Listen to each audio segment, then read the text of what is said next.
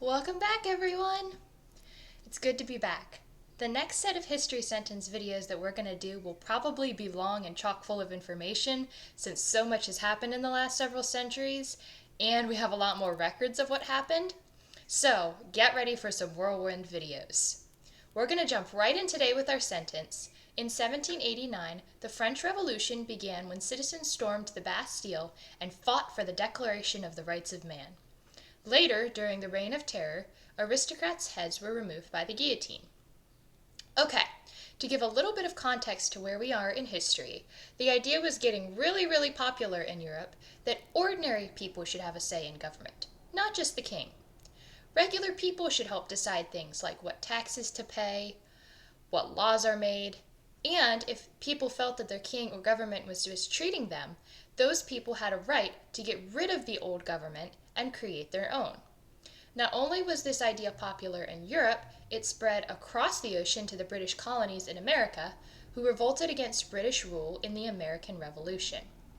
They succeeded in gaining independence and writing the Constitution, which set up the framework for the government that we still have in America today. Now, remember from another video how in France, King Louis XVI wasn't doing a very good job of being king? He was heavily in debt, so he was taxing the people like crazy. He didn't have the greatest personality. He was indecisive, and people hated his wife Marie Antoinette, who didn't understand what it was like to be poor. The French peasants were fed up with the king, and they knew the Americans had just won their revolution, so they thought it might be time to start a revolution of their own. The Bastille was a famous prison in France, symbolizing the oppression by the monarchy and noble class. But besides that, it had large weapons and an ammunition cache. So in July of 1789, a mob of peasants stormed the gates, stole the weapons, freed the few prisoners held there, and brutally killed the governor. The leaders of the revolutionary movement called themselves the National Constituent Assembly and published their own version of America's Declaration of Independence, called the Declaration of the Rights of Man. It didn't create a new government, it just put in writing everything the revolutionaries believed. For 2 years, the nation essentially had no government, while the National Constituent Assembly fought over a constitution, and the royal household basically tried to avoid attention.